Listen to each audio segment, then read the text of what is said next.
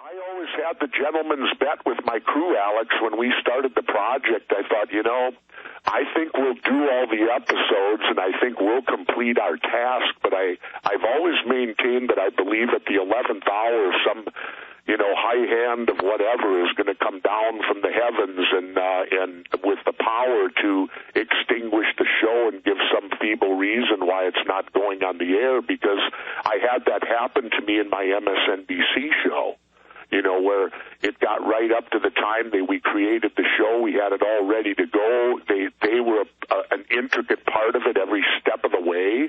And then all of a sudden, the week before we're supposed to go on 5 days a week, the head guy comes in and says, we're not putting this show on television. And it turned out, I learned through many people now, it was my opposition to the Iraq war, because I was one of the few people that was going to be very vocal and public and on TV opposing the invasion of Iraq. And I opposed it then. I oppose it today. I don't care what the results are from it.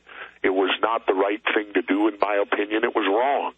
And I was not let on the air because of that opinion. If you think back, there was nobody out there speaking out against the Iraq war before the invasion took place. The only person that was Phil Donahue, and they yanked him off the air, too. Phil was on MSNBC that time. He was their highest-rated show. And, Alex, you and I both know networks don't pull their highest-rated shows. Unless they're owned, NBC, partly by General Electric, one of the biggest defense contractors. Well, not only that, but MSNBC stands for Microsoft. And absolutely. So, but that aside, I don't know who would do it there, but somebody clearly had a political agenda that was coming down from on high, that there wasn't going to be any speak out against this invasion of Iraq, that the alternate side was not going to be heard. And I don't care. People can be on both sides of that issue. They're entitled to be that way. But, Alex, we still needed a debate that never took place. There was never, ever a formal debate out there on whether we were going to invade Iraq or not. And, it was just, in my opinion, shoved down the throats of this country. And, do you think they approached you? Do you think they approached you knowing the war was coming up and they wanted to shut you up and put those golden handcuffs on you, knowing that your contract said you couldn't do any other media? Do you think that was a setup? No, I really don't. I think that they thought because I was a former Navy SEAL that I would automatically be a hawk, that I would support any type of war effort because of my background. And they don't realize that some of the most reluctant people to go to war usually are the veterans who have been there. My father was that way. My father had 7 bronze battle stars from World War II, and he so vehemently opposed the Vietnam War. I used to fight with him when I'd come home from school in high school because I was being taught we had to stop the domino effect of communism, and my father said that's a bunch of crap. He said it's people over there making money, and he was right, I was wrong. I was being taught different. But you were telling me about your dad. You said he was in Germany, right? Blew up a bunch of tanks? Oh, my dad was more than Germany. My dad was in the war before Normandy. He fought Rommel on the North African desert. Wow. Then he came back, and when it was in on the invasion of Normandy, he had battle stars for North Africa, Normandy, Battle of the Bulge, Remagen Bridge, Anzio, and Berlin.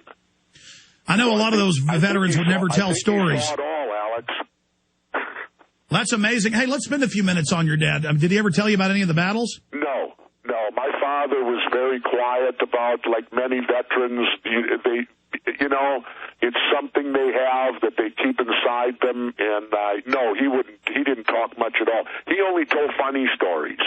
He would tell me funny stuff that would happen, like, I guess they're not all funny. He told me about the time that they had just taken Cologne, where the big cathedral was, and he said some hotshot general came in and wanted his picture taken on the steps of the cathedral so they could send it back home so it looked like he led the charge. And apparently they hadn't cleared the city quite enough, and some German sniper shot him right between the eyes when he was posing for the picture. He did tell me that story. which from my father's perspective, he used to always say, he was an enlisted man, and he used to always say, always remember, he goes, Patton and those guys wouldn't come in until a mosquito couldn't bite them. So he would say that to me, that they get all the credit for winning the war, but he said it's the infantryman on the ground who truly wins it.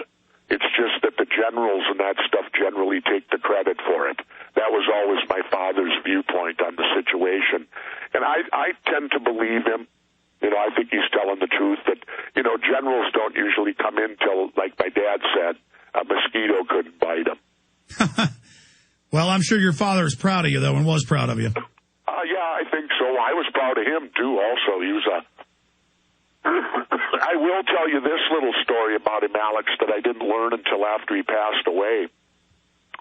He never drove a car, and I found that strange growing up that I had a dad that didn't drive a car, and whenever I asked him, he just told me he didn't trust himself, and I accepted that. You know, I thought, well, someone that doesn't trust himself driving certainly shouldn't do it, because cars, as we all know, can be very dangerous things.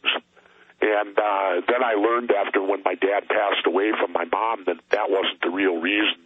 The real reason was he was in the tank destroyers, and apparently many times he had to drive over bodies, and he would suffer flashbacks from that if he ever got behind the wheel. And so that's how he lived with it. He never drove. My father used to walk to work every day, and it was about 2.5 miles. Wow, that's incredible. One time I was deer hunting with all these old World War II vets when I was a little kid, and I kept asking them to tell me stories. And one of them, Elmer Neville's, turned to me, and he was a tank destroyer in the Bulge. And he said, okay, kid, you want a story? And he said this beautiful bombshell blonde came up. You know, I'll never forget her red lipstick, her blonde hair, looked like Marilyn Monroe, and said she wanted help, and then pulled out a pistol and tried to shoot us, and we cut her in half. There's your war story. So I guess that's why those guys don't like to tell those stories. Probably, you know, you know, who knows?